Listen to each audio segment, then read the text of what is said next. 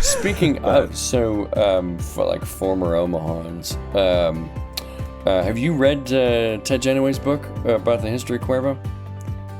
No, I have it somewhere. Oh, so that book right there is amazing. I've seen it. Yeah, I've seen it. It's a pretty incredible book. I mean, you say what you will about Cuervo, and I typically do, but the history is pretty fantastic, and Ted's an amazing writer.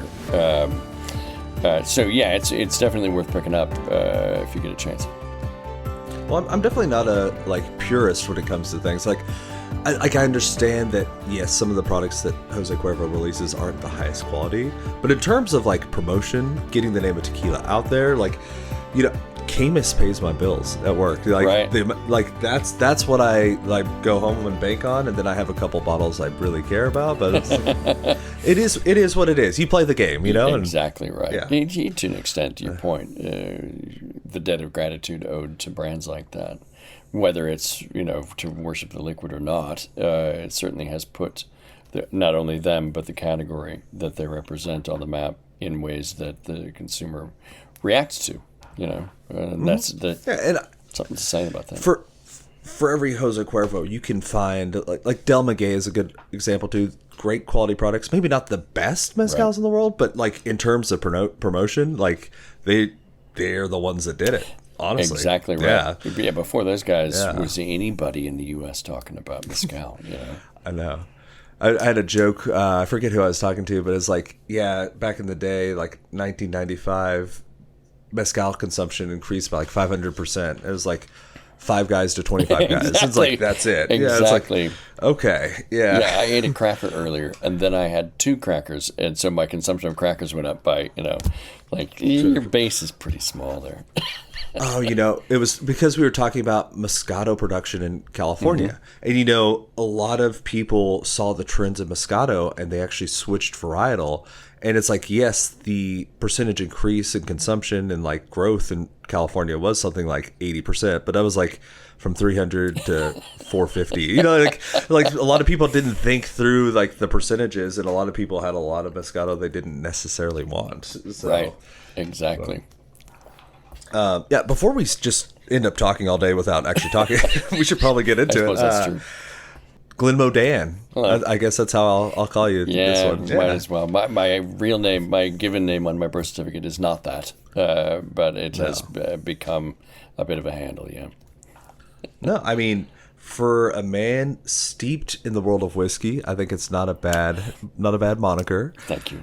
So, how did you come by getting so into and if I mispronounce anything in this podcast, I'm so sorry. Please correct me. Glenmorangie. Perfectly done. Well done, Glenmorangie. Well, no, I went to your Instagram and I went to find out. I practiced beforehand because I was nervous. It's the throwaway term in terms of the pronunciation of Glenmorangie is that it's the number 4 single malt in the world, but the number 2 most frequently mispronounced single malt in the world. After our pals, what's number 1? Glenfiddich tends to be. What is it? Glenfiddich tends to be butchered as Glenfiddich, and it's okay. I mean, we don't care. You can call us whatever you'd like, but yes, technically, Glenmorangie, emphasis on the second syllable. No. Until today, I've been mispronouncing it. So yeah, and that's okay. And the logo, we just sort of redesigned the logo, and so it looks like that. And the thing is, and I know this is an audio podcast, but it's stacked, and the syllables are busted out in a way that guarantees everyone will mispronounce Glenmorangie for the rest of the time, because it looks like Glenmorangie. And of course it isn't, but which I've heard it's too. Our fault. Yeah. Now it's technically really visually our fault. Yeah. But you get the whole Mo whiskey sort of thing going on there. Yes, so yeah. And if you just stop at Glenmo, there's a lot of Glens, obviously, but if you stop at Glenmo, we know it's us. So no risk. You can just say Glenmo, and we'll come a running. But yeah, the connection to that brand in particular was. It leads into a sort of a broader discussion about. I was listening to a couple of your other episodes, and one of the themes that tends to happen, and I'm sure you're aware of this too, in beverage alcohol is, and particularly in the service industry and the connected industries, is that the people in them tended to find their way there not by accident so much as like that whole life is what happens when you're busy making other plans thing. It's almost never yes that. It's sort of like you and it find one another along a vibrational frequency that draws you together, and there's no real explaining it so much as it's just sort of, well, that's my destiny. I'm headed that direction. This is terrific. And passionate people tend to gravitate towards the things that hook and trigger their passions and allow them to explore those things for ideally for a living, which is, of course, I'm grateful for. Sure. Yeah. No, I mean, I'm the canonical example of that. I was just looking for some cigarette money in college, just like this restaurant was hiring, and I was like, fantastic. And then I stepped behind the bar in a moment of desperate need for them, and I was like hooked. Yeah. I was like, this is fun. This is more fun than I've ever had in my Truly. life. Yeah, it's a blast. Yeah. And to your point, your career is an example of you can. That's a big long rabbit hole, filled with a million little rabbit holes. So there is no way to find the end of that thread. You just keep tugging on it, and it leads you to more threads. And I think that one of the things, like from commercial beverage alcohol example, unless it's a brand that is obviously intrinsically tied to the on-premise, to bar applications, to cocktail applications, the rest of the industry gets convinced that it's a floor stack in a retail environment that drives the business. And it's like, yeah, on paper it does. If you're just looking at the linearity of it and the comma separated values version of life. How do you think those people found out about that? Where do you think the orb of discovery isn't a retail shelf or floor stack in a random liquor store? That's where they go to continue the story that started in the environments that you and I grew up in bars and restaurants. No, a great example that actually happened on the show. It's been a while, but Doug Frost was on, Doug. and yeah, I know, great guy. Amazing. He has his Echolands label, and he has the the joy of really launching it and getting it going during COVID, which he said was a blessing and a curse because he would have never gone through the minutia that was required to get it able to ship to all the states that allow shipping from out of state if he didn't have a forced hiatus where he had nowhere to go, nothing to do. Exactly. And it's just like, this is all I have. And we were talking about it, and I was like, that was probably good for you. The consumption of alcohol during COVID was just off the roof. Oof. And he said, no, because it's a new brand. And what were people drinking at home when they didn't have anyone introducing it, when they didn't have, the low entry of barrier at a restaurant for by the glass program or something like that? They were just drinking the stuff they knew. Yep. Because, yeah. Why are you going to take a gamble on a case of a weird wine you have never heard of, or a whiskey or $80 Scotch? Exactly. I've never tried it. Exactly that. The contextual envelope. The. I'm sorry to interrupt. This will be fast. I promise. Please take a moment and leave a comment on the show. It really would mean the world to me. Let me know what you're thinking. Let me know what we're doing well and what we could improve on. I'd love to hear from you all. All right, back at it. The point of entry, there needs to be a guide to that. If you're going to branch out, we talk a ton about anxiety drivers and the idea that anxiety drivers like ignorance of a thing.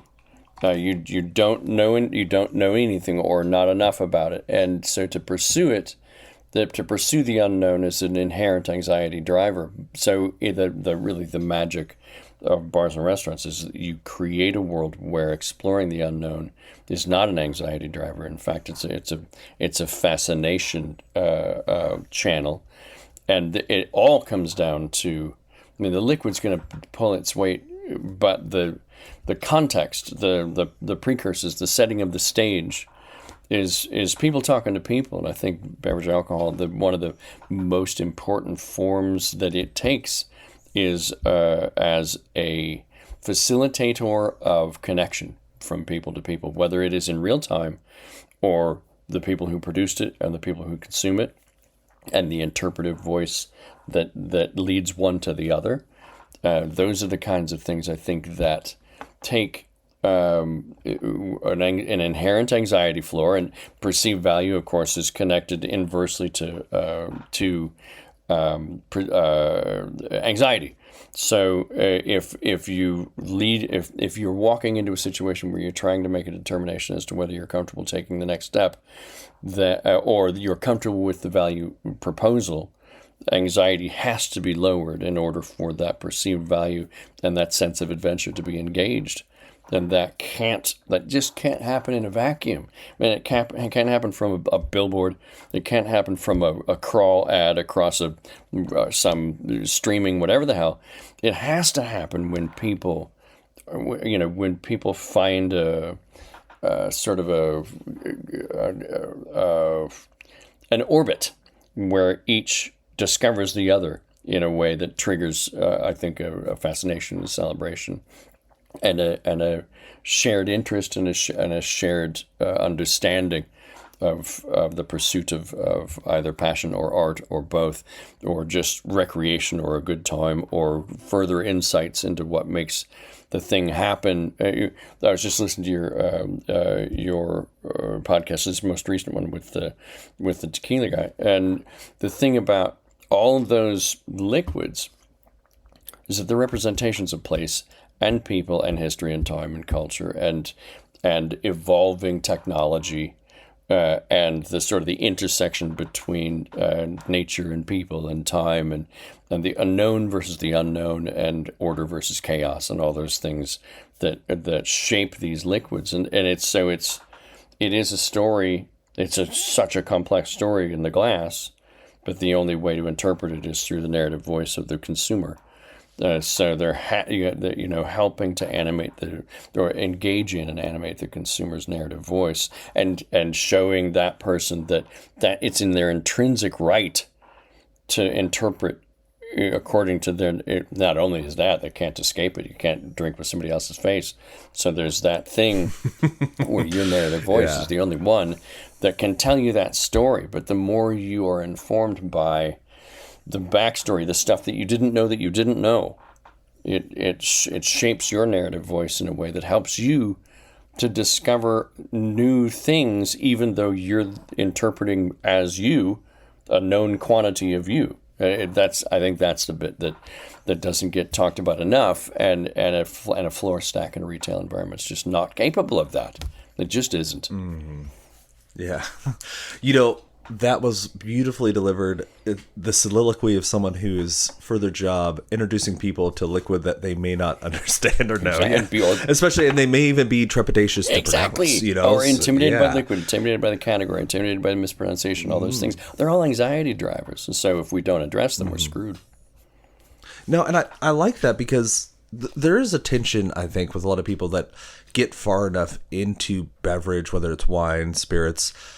There's this idea that, the beginner and even like the expert kind of starts to discount, but I think has a lot of merit. It's the very basic, do I like it? Yes. And, a lot of people that are experts are like, in one sense, if you're going to be a professional, you have to set that aside. And you might not like Sauvignon Blanc. I don't like it. But to be able to taste it and explain it, yes, and that's part of being a professional. But as the consumer, if you don't like Sauvignon Blanc, you don't have any impetus to do that. Like you discount it for the professional, but you have to keep it in mind that it is important, especially to the consumer. Just, do you like it? Right. Right. And that, I was just reading a thing about over-analysis. And I think whiskey gets accused of this a lot because it's true more often than not, or more often than it should be, to be fair. That whiskey education advocacy leans into paralysis by analysis to a degree, where you start with colloquially the gnat's ass stuff, and you don't allow the breathing space for, do I like it? Is it Is it okay for me to interpret this and decide yes, no, knee-jerk, like, dislike? Am I too big of a simpleton? Do I not belong in this category because I don't know all the nifty terms? And I'm just trying to approach this first and foremost as, okay, that's hurdle one. Do I like it or not? The why and what happens next bit, that's all super interesting. But to not even empower the individual, but create a space where that's something that fundamental is addressed as, yes, start there. Hopscotch is a much more manageable game when you're not chucking the jack at the 7th square and then trying to jump there. You're going to sprain an ankle. It's like 1 is followed by 2 and 3, and then fine. If you want to play sort of spirits hopscotch for the rest of your life, then you get to square 1.5 million and you're having a great time. But to convince people that they need to skip that bit, that the it's like it's yeast. Yeah, you're a fermented and distilled spirits person. You dump yeast into an environment. It doesn't start producing alcohol right away. It needs to look around and figure out what the hell. There's a lag phase where it's like, okay, hang on, where am I now? And how do I function as a yeast in this environment? How do I do yeast stuff here? I know I'm a yeast. I know yeast stuff, but I don't know it here. I need to understand this environment and then do yeast stuff in this environment. People are the same way. Yeah, you've never tried wine before? Let's get you a bottle of Nebbiolo. Let's introduce you like Barolo just to start, just to see if you like it, just to tip your toes in. Yeah, exactly. And a lot of people don't give it any credit, but I actually have a lot of respect. One of the bottles that I really enjoyed when I was bartending full time was Gentleman Jack, and I enjoyed it because ET calls it the Gateway Jack, but I kind of treated it like the Gateway whiskey. If you're a vodka drinker, here's a bottle of whiskey that you might like. And you might actually be able to start trying the classic cocktails, and it's not going to shock your system. We're not going to go for the Ardbeg to start. We're just no, not, it's unfair. Yeah. It's unfair to the user. That speaks to a super interesting point about self-identification. Like, how many times have you heard this? Like, I'm not a whiskey person, or I'm not a peated whiskey person, gin. Or I don't do gin. Like, okay. And then, as a bartender, your instant sort of knee jerk. It's not subversive, and it's not mean spirited. That is the very first thing I'm going to serve you. The way that I shift the perception envelope is going to, because if I don't do something to sneak around behind your defenses, then your defenses are going to be a 360 barrier between you and this thing that I know could blow your head apart. So I'm going to have to sneak attack you a little bit. I'm going to have to do a thing. Gentleman Jack's a good example. I'm going to have to do a thing, unbeknownst to you, that it's like I'm 1,000,000 years old, and there used to be this commercial about dishwashing liquid, and there was this perception that dishwashing liquid would dry your hands out. And it was like this woman getting a manicure, and she didn't know that she was soaking in dishwashing liquid. And she was like, "Well, you're soaking in it," and she was like, "Oh." So that idea that you're already enjoying this, now it's time to dismantle the mechanism that's kept you from it till now. That's what bartenders, good ones. Not even good from a twirling perspective, but good because they are doing it out of a pursuit of passion, passion and empathy. Those are you train people all the time. You can teach people the technical stuff, but you cannot teach passion and empathy.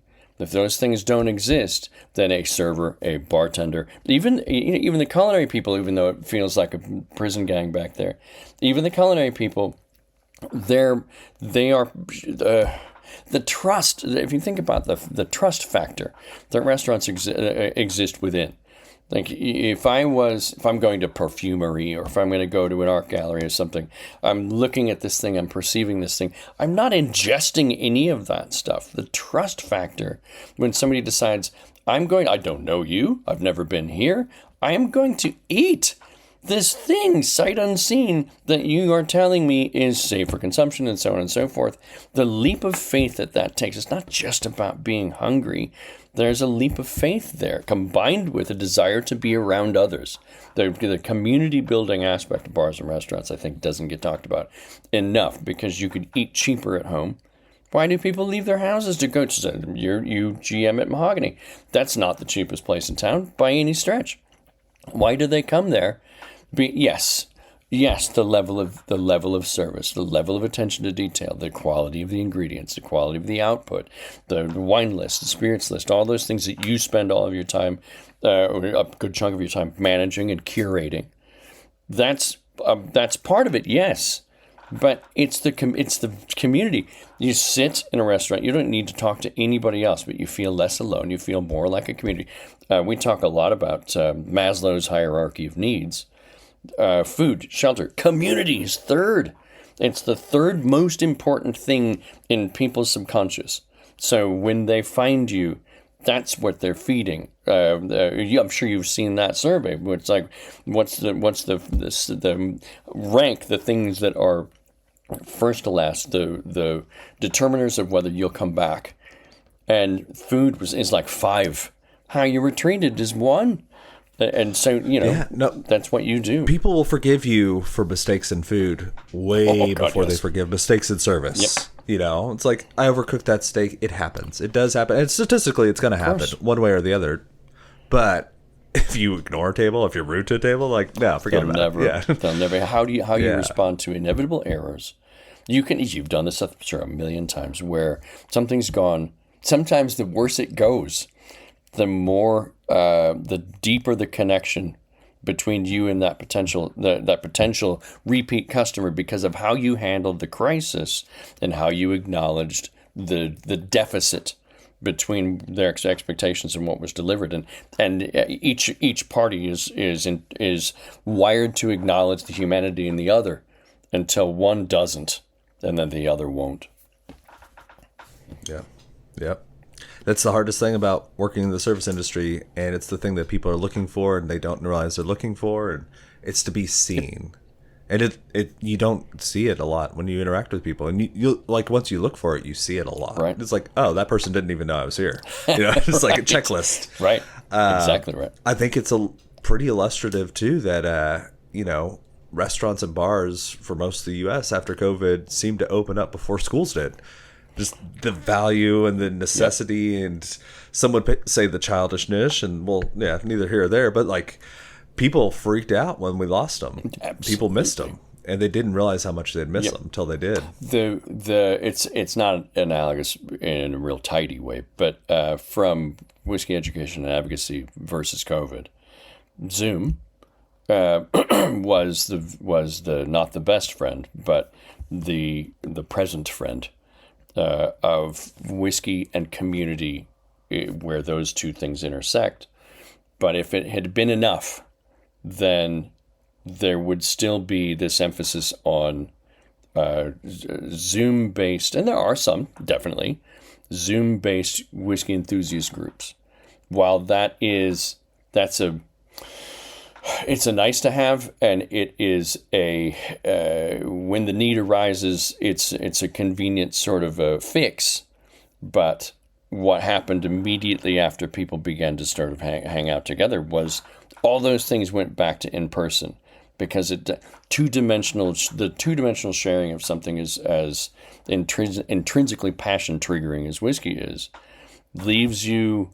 It's like the whole pantomime man in a box thing. You feel isolated in your quest for connection. You feel somehow connected and isolated in a uniquely frustrating way that I think sinks into the psyche. As much as it scratches part of an itch, the part unscratched, like the scratching most of your back, but that itch right in the center that you can't get to, the more you scratch the others, the more itchy that one gets. That's sort of what that all felt like. And it speaks to shared energy in 3 dimensions.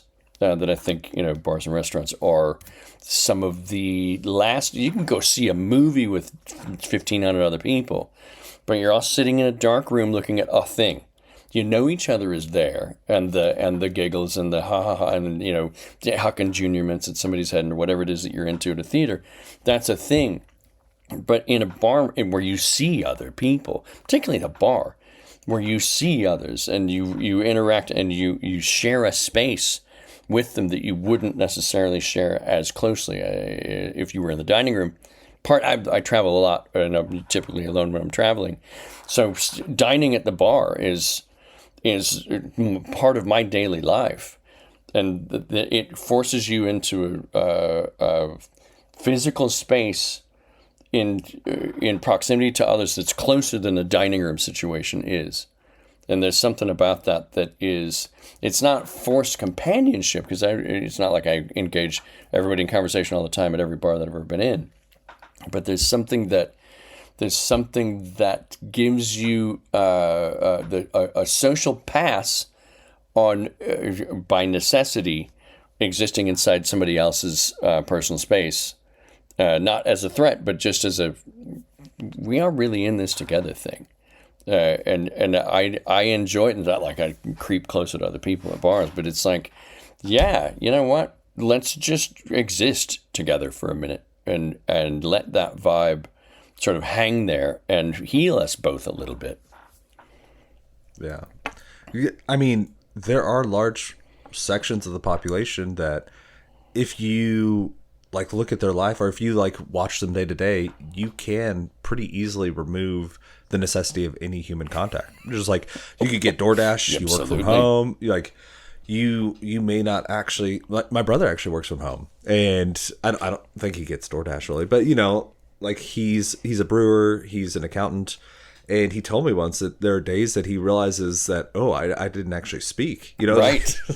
Which is exactly. Like, wow. I mean, and he's working and communicating with people, and but it's all text based, and it's, we've gone down this rabbit hole of it is. I mean, it's inarguably like it's easier to not have to deal with people, because people are points of friction a lot of times. That like someone else wants something that you don't want, and you're both in the same space. You're gonna have to find a way to interact and deal with that slight. Like they have the seat that you were looking for, so they either have to get up or you got to go to the left or right. Right. But also, that friction is kind of the point, and we are social animals, whether or not we like it. It's just like it is what it is, and we need connection. Yep. Yeah. And everybody's got everybody's got their perspective. Everybody's not that everybody is a selfish bastard. It's just that everybody by virtue of existing, you need to take care of your looking out for number one is the default setting. And so you see, it's like getting pissed off in traffic, when you don't know what that person's perspective was. They more than likely did not mean to cut you off. But because it happened to you, from your perspective, it's the only one that you have, and you react in kind and assume the worst. Okay, you sociopathic piece of garbage, worthless driving, whatever. It's like, you don't know that. It's just the thing that you react to because you were your perception of safety was threatened, and from your perspective, it feels like you were objectified or victimized or whatever. When the other person's like, I just didn't see you, dude. I don't wish you any ill will. I just didn't. I have no contempt for you. And none of those things. But standing outside of yourself and looking from the third person, looking from another person's perspective is the definition of empathy. Well, part of it. And then giving a shit is the other part of it. But that I can understand. Do I care? And still be a sociopathic, uncaring thing. Mm-hmm.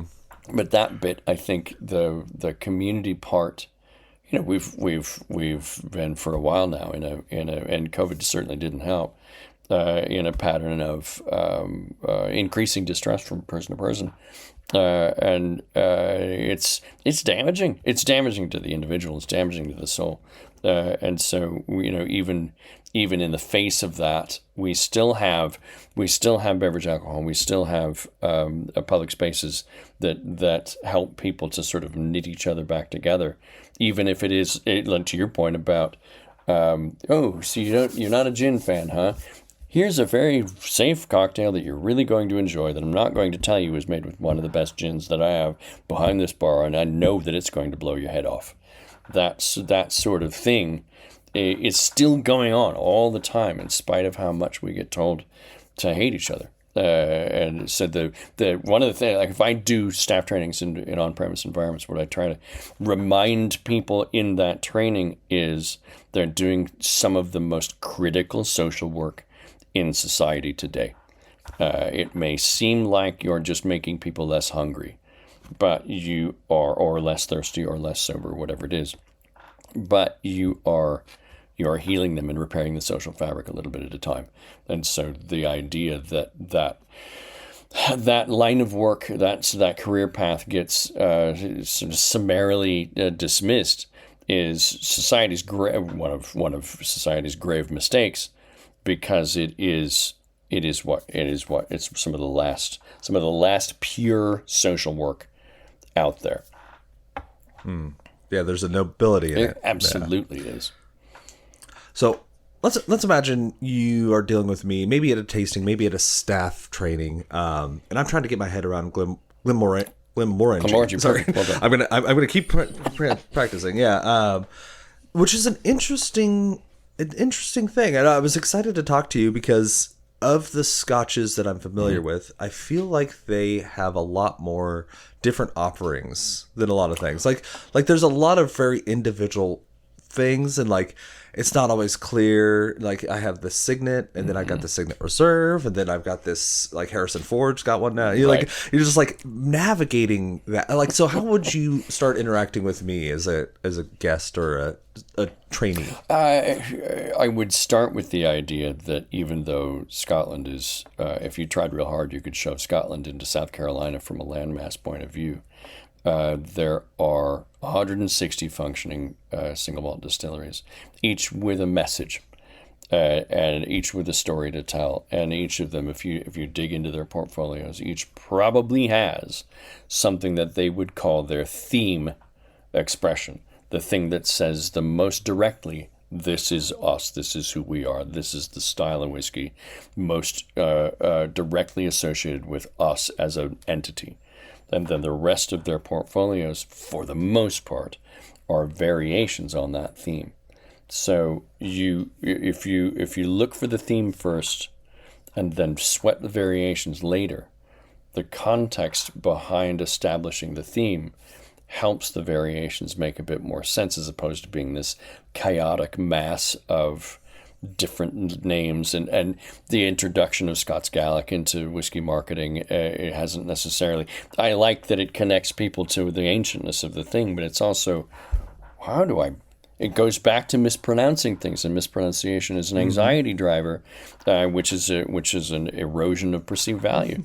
So all of let's go further and put Chinese on the bottles. Geez, yeah, let's really go for it. Yeah, right. So all those things. I think if you and I were having that conversation, I would say identify the theme, and that will help you set the basis through which you interpret the variations. Okay. So yeah, you need an organizing principle, because otherwise it just seems like noise. Right. That makes sense. Right. Same for us. So, it's like Glenmorangie original. The 12 years is the theme, and I was about to ask what the theme is. Yeah. A good chunk of what we do at Glenmorangie starts its life as that, and then something unique happens to create the difference that becomes the different bottling. But because most of it, Signet's a slightly different example, but most of it, the family tree is, the roots of that tree are original, then the rest of it begins to make more sense as a function of a branch as opposed to its own tree. I think a lot of people would be surprised to hear how much Glenmorangie, so oh my god, is sold. It's like it doesn't. Is it bigger overseas? Is it bigger in certain markets? Like, how does that get such a high number? The U.S. is our number one market by value. It's just the U.S. is big. Volume, yeah, but the U.S. is huge.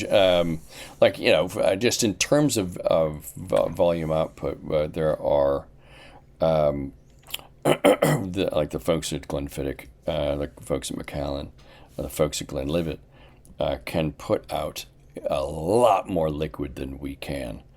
So there's it's the big three. Being Glenmorangie is like finishing fourth at the Olympics. Basically, it's everybody knows the first three. And then we're sort of the first of the off the podiums, and that's okay. From my perspective, it keeps us more nimble, keeps us able to sort of not sneak around behind enemy lines and stab people in the back. That's not the point. It's more that it keeps us less cemented to the having to consider the public's sentiment. Well, the public's not sentiment, but the public's entrenched conception of you, because there really isn't. It's hard. It's hard to experiment with the recipe when you're like Tito's. You know, like you're gonna piss off a lot of people. I mean, they're kind of the juggernaut in the vodka world. And it's like it's hard to be experimental. But if you are like, you know, fourth or fifth, and you want to do some inventive flavors, like you could probably get away with it, and some of them might even be bad. You could just kind of let those go away, right. And, you know.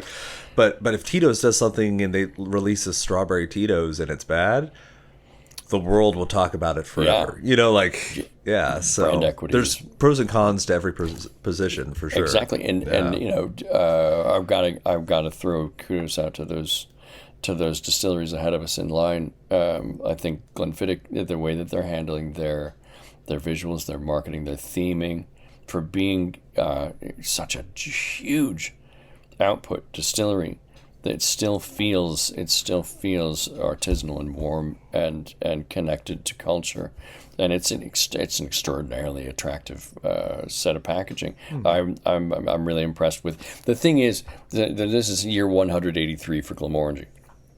And you might the standard consumer may look at that category and go, well, I imagine that about 100 years ago you had it down, so now you've just spent the last 83 doing the same thing. And it isn't like that, even though the single malt category is steeped in ancientness. There's always this slow, purposeful, stepped evolution of this thing. Our master distiller has been on the job for 31, coming up on 32 years now, and I think he'd be the first to say, you know, I'm a steward of the thing. It's mine now to interpret in my creative voice. That will be handed to the next generation at some point, and it doesn't mean that Glenmorangie started the day that I got hired and stopped the day that I got, you know, that I retired. It's more a steward of a period. And being the guiding force behind the evolution that happens during that period. And that's, I think, the case in almost every distillery in Scotland, even the ones that are perceived as being sort of so steeped in tradition that they're looked at as being the mosquito and the amber on the end of Richard Attenborough's cane.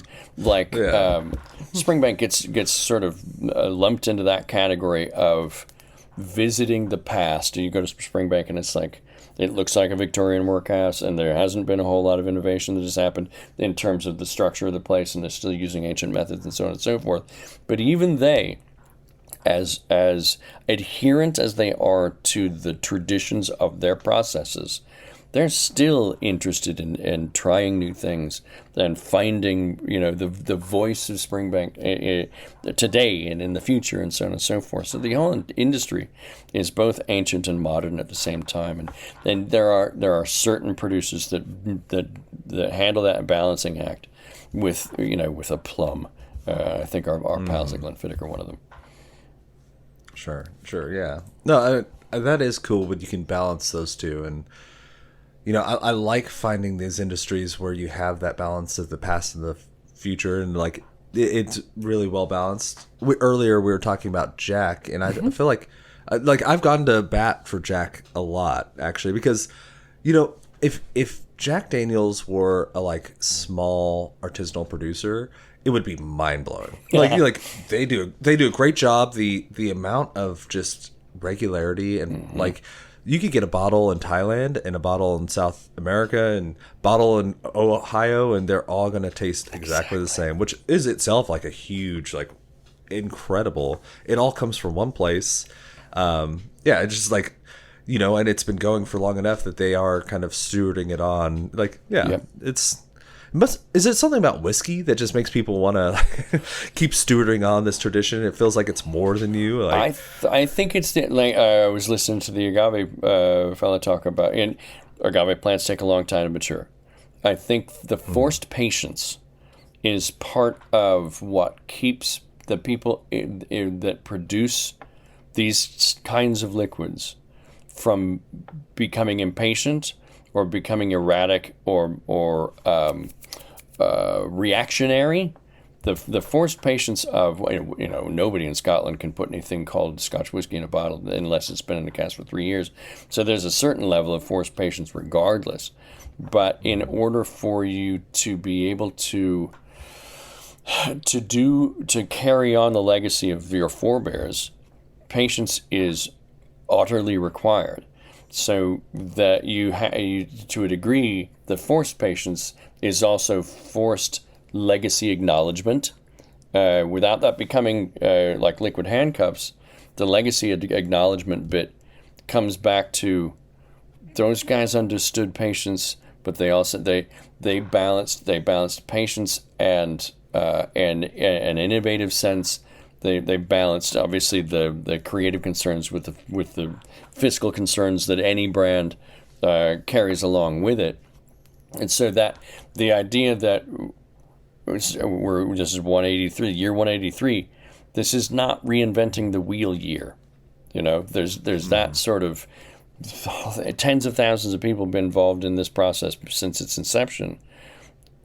Can't be wrong. Can we improve processes? Can we be more efficient? Can we be more environmentally responsible, which is a giant push in the industry? And for us as as an entity and being part of the industry, the maybe not so much in 1840. Nope, but exactly right. Now what's happened even with peat resource management and what's going to happen moving forward is an example that those people in the to your point, in the mid 1800s would have been like, what are you talking about? This is insane. It isn't even that it's insane. It's like, the research wasn't available to help, or they would have been, those folks would have been conservationists by by their nature. You reuse the hell out of everything you get your hands on. So there's that to begin with. But yeah, to your point, you work with what you have at the time, and you know what you know then. And as that knowledge base grows, of course, your processes and your philosophy changes a bit. But because it takes so damn long to make this stuff, you can't separate yourself from what got you there. Yeah, rich or poor, conservative, progressive in your methods. 12 years is 12 years. Exactly right. And it just is. We've begun putting out a 30-year and a 50-year now. Not very much of either of them, but you can't. So our Dr. Bill, our master distiller, was brought on in 1995. Each of those whiskeys would have been, possibly the 30-year would have been just distilled by him, but that would make it all exactly 30 years. So, and the 50, this was not distilled by me. This was distilled by people who are not me. It's coming out of cask. It's extraordinary. So for me to pretend for 5 seconds that extraordinary showed up with me, there is the fallacy in my logic. In that barrel, popping out of the barrel and blowing everyone's mind, which is humbling. It can't not be. Like, I didn't invent this wheel. I'm merely steering it now. And the evidence is all around me all the time of product. Bill's been there a long time, so there's not a whole lot in the warehouses that he didn't make these days. But, in the first half of his career, there was tons of stuff, both at Glenmorangie and Ardbeg, that was in barrel and coming out of barrel that was extraordinary, that he did not make. He may have been he may have guided decisions regarding maturation and changes in maturation, construction of new warehouses and all that kind of stuff, but the evidence was already in cask that the world of whiskey the sun rises and sets on a bigger world of whiskey than him. And that's, I think, true for any whiskey maker. No matter how good of a runner you are, if you're doing a baton race, you can't win it alone. You just can't. Nope. Exactly right. I want to make sure before we get done, because I want to make sure we talk a little bit about whiskey certification. Oh, right. Yep. Because I know that a lot of people even don't know that that's an option, and you've kind of gone through a bunch of different. So do you mind just kind of a brief overview of like what certifications you've gotten and what got you involved there? Yeah. The philosophy behind it was always my fear of becoming a tunnel vision whiskey educator under glass, myopic, useless mouthpiece. For a thing that had what a phrase! You know what I mean? Because if you don't have a broader context, then you sound like a marketeer. You regurgitate the messages that come from the marketing department. Not that those are intrinsically evil, but they need context in order to be absorbed as anything other than manipulative and usurious. So I thought, as long as, and it's just Glenmodan, there's a branding involved with that, but I thought, in order for me to do this effectively, all these other things need to be incorporated into it, and I need to inject myself into consciousness streams that help people to understand that I'm not just spouting the party lines, but that I might swim into their consciousness for a reason that has nothing to do with the brand that I work for. So it has more to do with a presence in the category, which I thought, okay, that's gonna round my knowledge base out. It's going to infuse itself into the language and the philosophy that I use in whiskey education and advocacy, and it's going to get my name out into other spheres, not for self-serving reasons so much as to dispel the idea that because I work for a brand, I'm the first person to march out there in the streets and say it's the only brand that matters. I would be one of the last to ever say that. So I started looking outside of the company's education channels and seeing what was out there, and ran into the Chartered Institute of Brewing and Distilling, the Edinburgh Whisky Academy, the Council of Whisky Masters, Wine and Spirits Education Trust, these established structures for increasing one's understanding of the category that I was and still am deriving a living from. I was a license holding bar owner before I knew anything really about the liquids. And in hindsight, going back and I worked at M's in the old market. This is Omaha talk now. Yeah, sure. I worked at M's in the old market from 91 until 2002. And so the wine training program, that had a lot to do with framing how I thought I should educate myself. The owner at the time, one of the two owners at the time, was an absolute wine fanatic. And the way that he handled the training for the wine program was, you couldn't take your eyes off the guy. He was just vibrating with a passion for the thing. And then he'd hold you to account. Like we'd be halfway through a sentence talking about something else in a full staff training, and then just randomly point at someone and say, "Give me the prominent grape types in this region in France. Go." And if you froze, like, you don't freeze. Don't freeze. Mm-hmm. Do the work and don't freeze, because it's career suicide. So I thought, why not apply that and round my knowledge base out to the point that there's no freezing. Somebody can say, somebody can show up at a whiskey tasting event and ask about obscure stuff, because they tend to. Maybe you've seen this in like a whiskey education advocacy forum, whether it's a whiskey enthusiast group or a seminar or whatever it is, wherever you are. There'll be some stump the presenter people that show up just for sport, and it's like, I kind of, these days I'm like, oh, let's go, I'm ready. That was the bit that I felt like not to galvanize myself against the snipers so much as for all of the other people in the room that didn't. It's the danger is in not knowing what you don't know. So if a thing that comes up in a conversation like that goes farther down a rabbit hole, identifies a rabbit hole that an attendee didn't know was there, and then begins the journey down that rabbit hole, then they begin to look at the category differently and their interface with the category differently, like it's an entire field of rabbit holes. Then you choose the ones you want to lose yourself down. It's my job to introduce you to the field. So that, to me, that became, how do I not scare the shit out of myself, but how do I scare the shit out of myself? How do I plunge into the unknown, not without fear, because if you're not afraid to jump into the unknown and look like a complete idiot, then you may not have a pulse. And I thought, the more I'm pushed around by this situation that I've found myself in, the more likely I am to respond in a way that keeps me from freezing again, like I used to back in the day in these trainings. And it's the fear that, and I was a fairly sort of lazy kid. There wasn't much that engaged my passions, except for not doing much, except for riding bikes with my friends and things like that. So when I got to be a human that had to pay bills and stuff, I recognized those tendencies in my adult self that were connected to my lazy kid syndrome.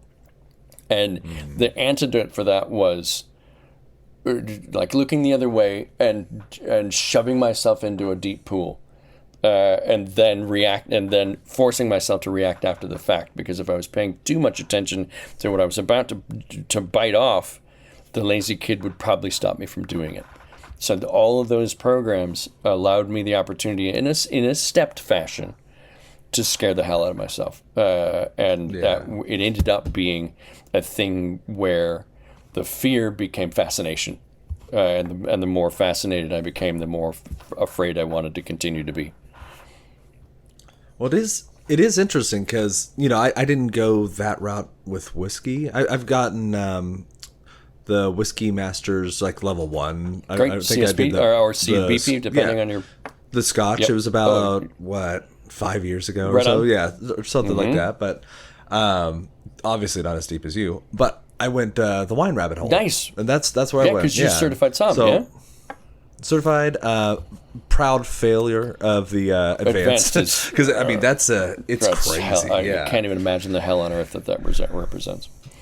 Well, oh man, before I finish my thought, wildest part of the test, because they make you do the blind tasting and all that. And blind tasting is actually what I failed. I got nervous and theory passed, service passed, but I will never forget.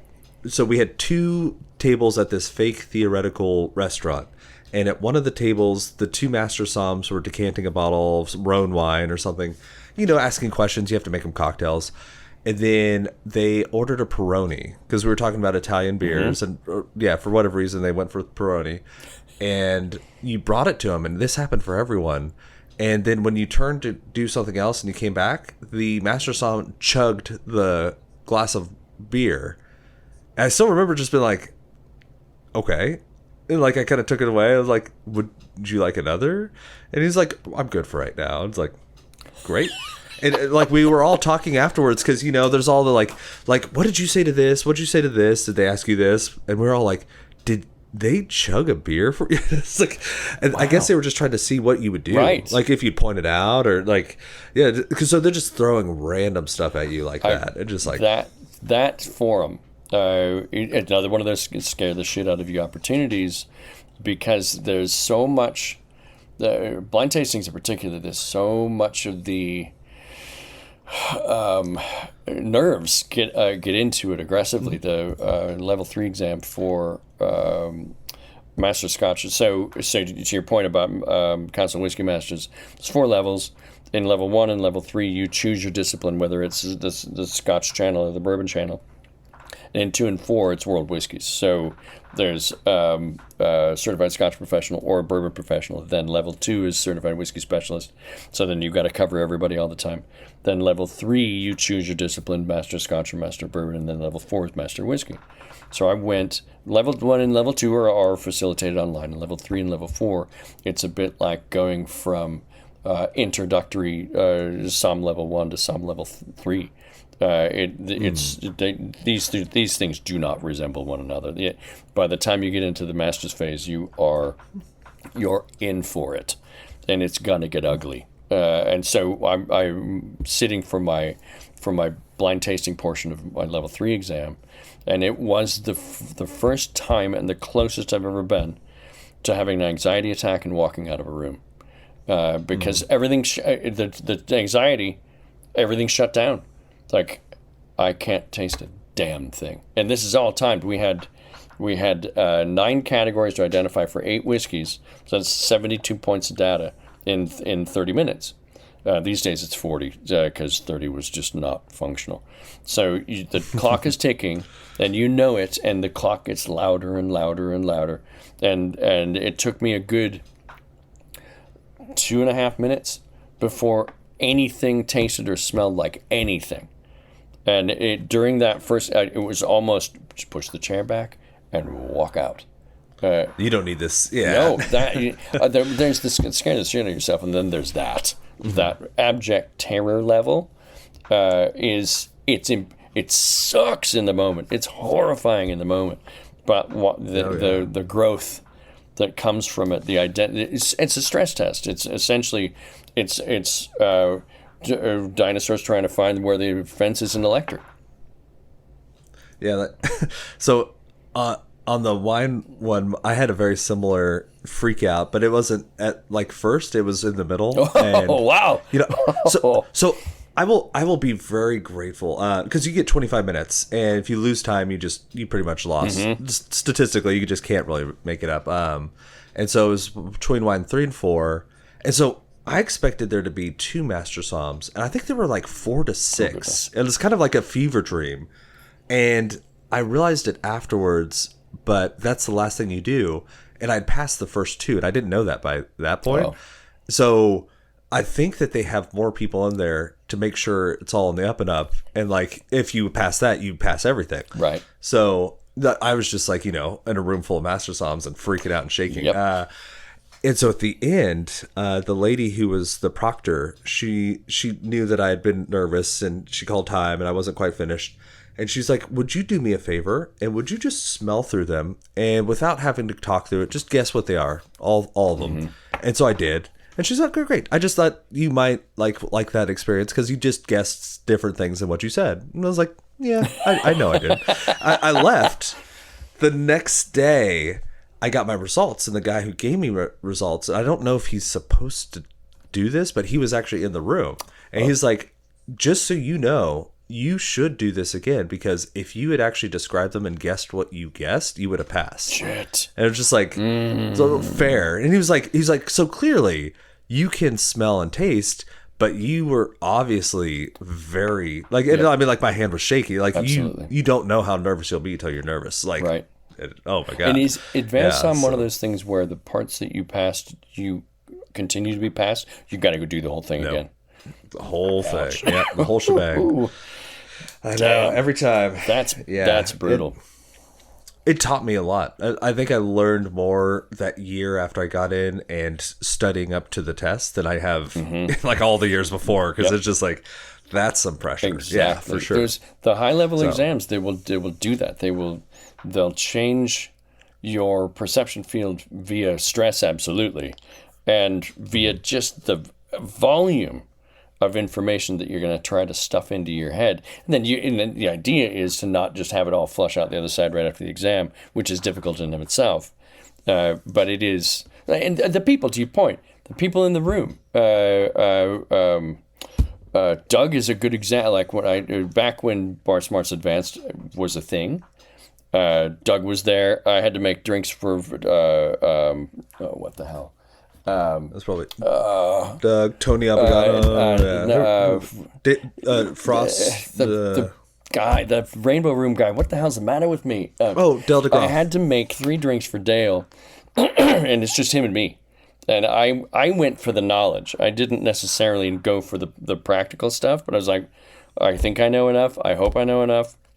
And I have, whatever it was, 3 drinks in 5 minutes for Dale. And then showing up for Council of Whisky Masters, it's like, why is Dave Broom in this room? Why is Charlie McLean sitting across from me? These are people whose books I've read and I never expected to meet in life ever. And that now I'm sitting across the table from them, being actively judged by them. And it's there's no pleasant way to say it's an aggressive mindfuck. There's just no way to get around that term. That's what it is. No, and if you're listening and you don't know Del de Groff, he's pretty much retired at this point, but he's also known as King Cocktail. Right. He's variously credited with pretty much being one of the main people who helped bring about the specialty high-end cocktail revolution that happened. So like he's as OG and as legit as you can get when it comes to the cocktail world. So it's like cooking for any world-class chef you could imagine, just as they watch you closely. Right. So to wrap that point up, the certifications are part of what you're paying for is access to that level of not just influencer, but that level of experience. And these guys Doug is an amazing educator, one of the top educators I've ever been around. The folks running the WSET, there's some super high quality, like some of the best educators I've ever been around have been at the highest levels of these certification processes. So it isn't just the framed thingy on the wall, it's access to the top minds in this thing you've decided to pursue. And there's nothing that replicates that.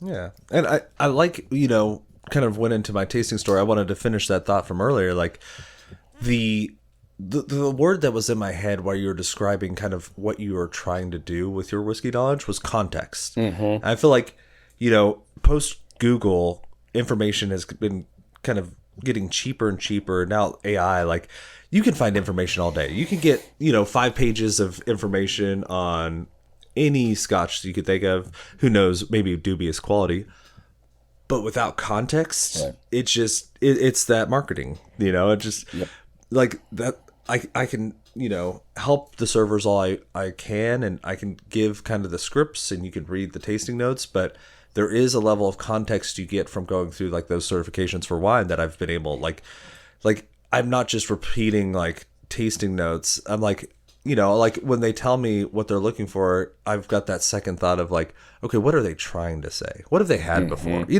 Like there's a different level that you almost can't fake. It's becoming more and more important with the proliferation of the chat GPTs and all the things. Yeah, and the tell me everything.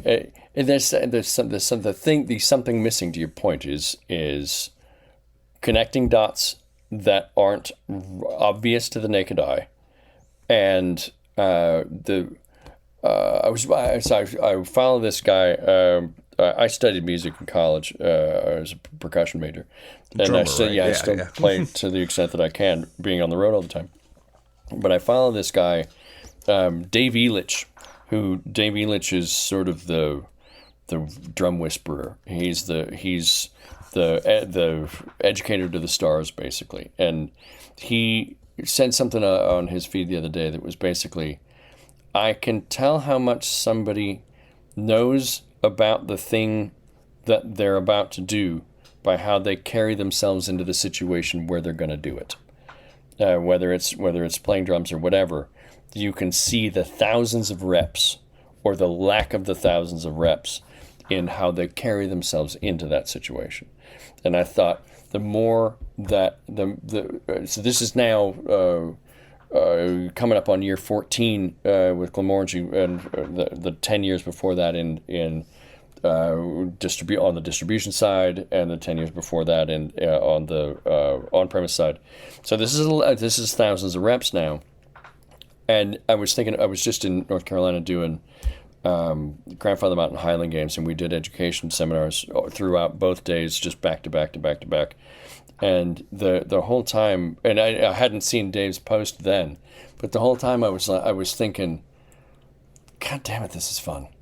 This is just a blast. It's just, you have 50 people at a time that are whiskey speed dating, and you're the coordinator, and you facilitate until it's time to get the hell out of the way and let them date.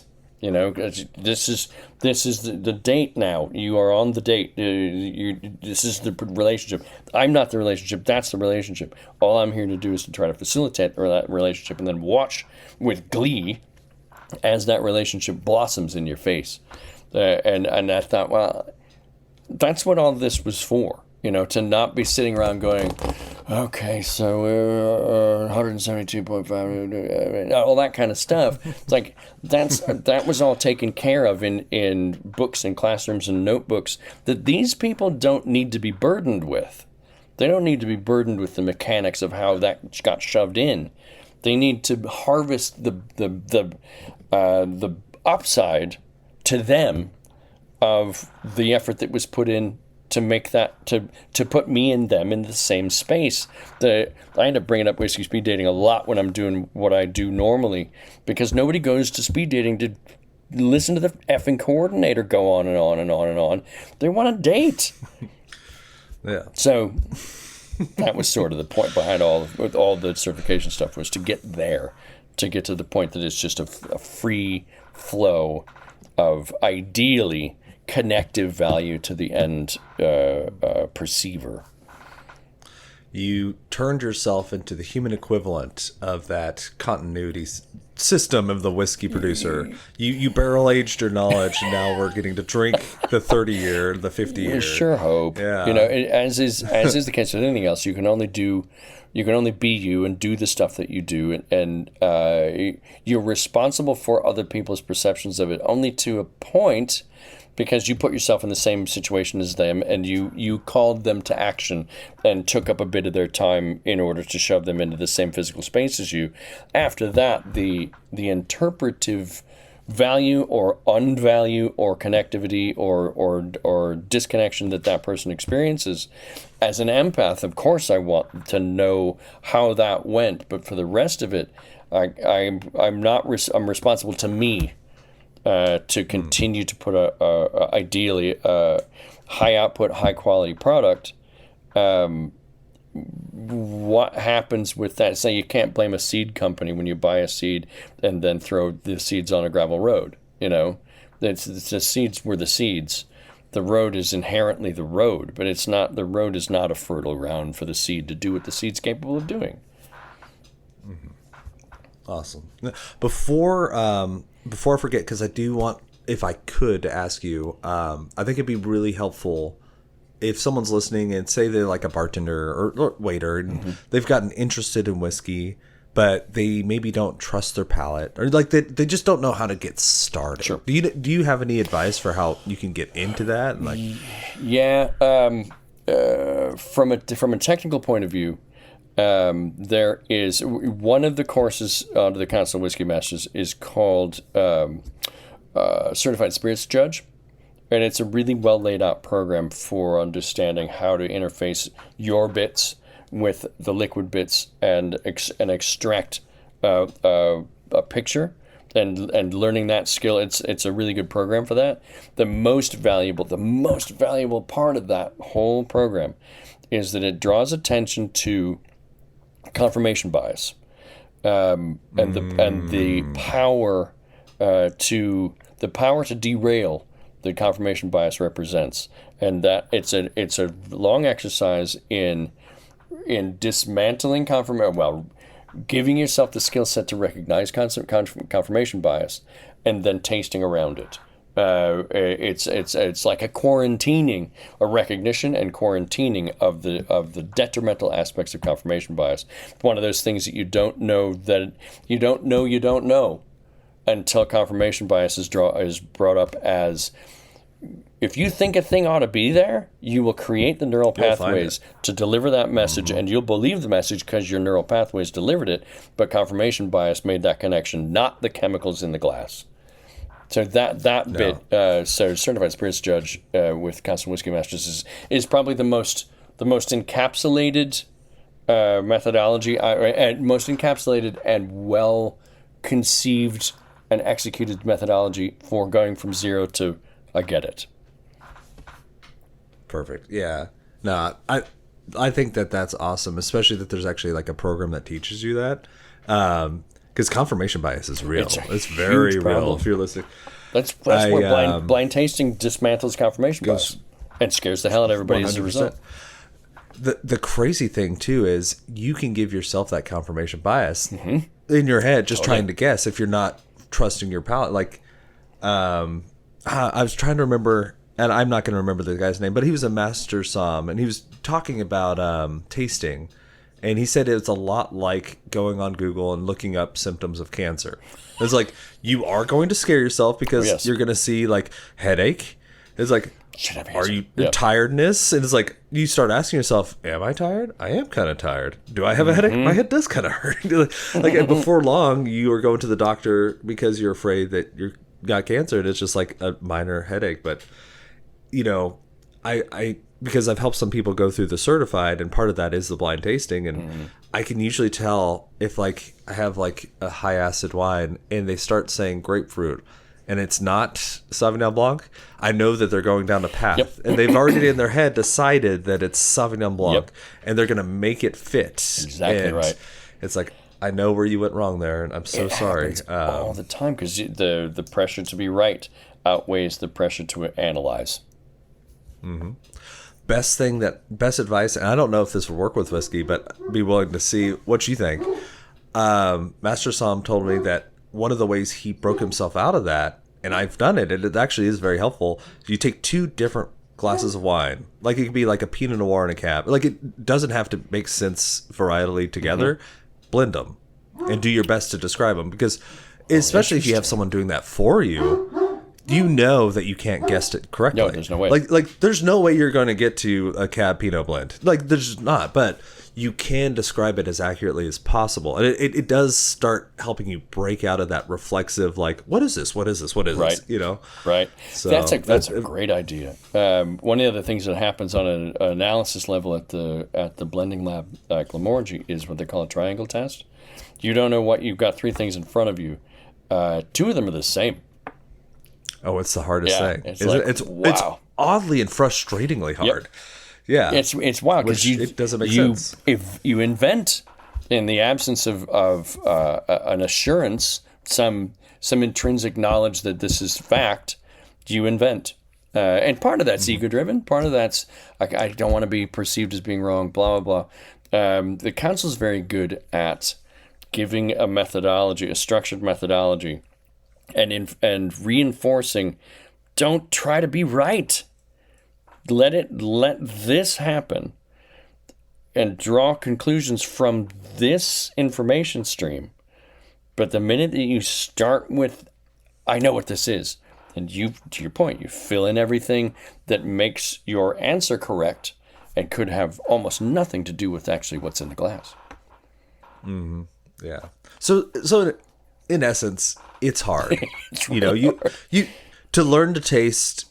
The reason you're worried about it and the reason that it is nerve-wracking is because it is hard. It actually is. And like you have a lot of ingrained talents that you don't even realize are talents, and you have a lot of ingrained tendencies that you don't see because they're the water you swim in. But when you start trying to piece them apart, like that's when you start saying that, oh, I have all these tendencies. Who knew? Like, yep.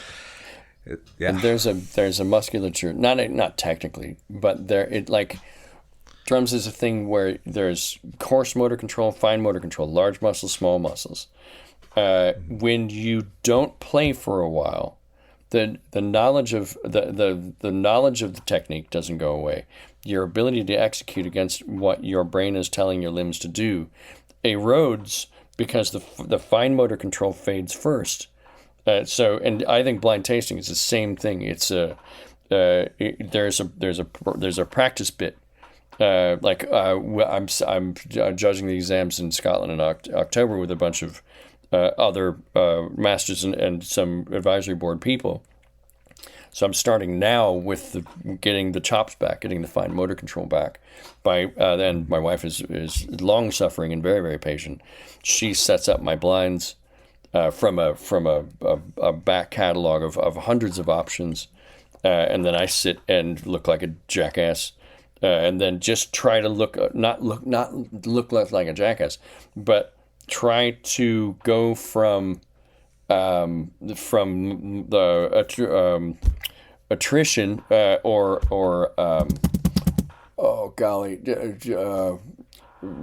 atrophy to a more acute, alive, reactable muscle tone, except in sort of psychological form. I mean, there's some physical stuff too, obviously, but practicing your way back to and keeping those skills sharp isn't just a matter of having done it once or having done it a lot for a little while and then you stop. I'm having to treat sitting on the judging panel like I'm taking the exam again. Which in itself is a perennial opportunity to scare the shit out of myself, which is great. Well, yeah, it's like you ran a marathon maybe 2 years ago. You haven't been running lately. You know it's there. You know you've done it. Can. Like it's possible. Mm-hmm. Yeah, but it's like, well, when's the last time I ran more than 3? Yeah, right. Exactly right.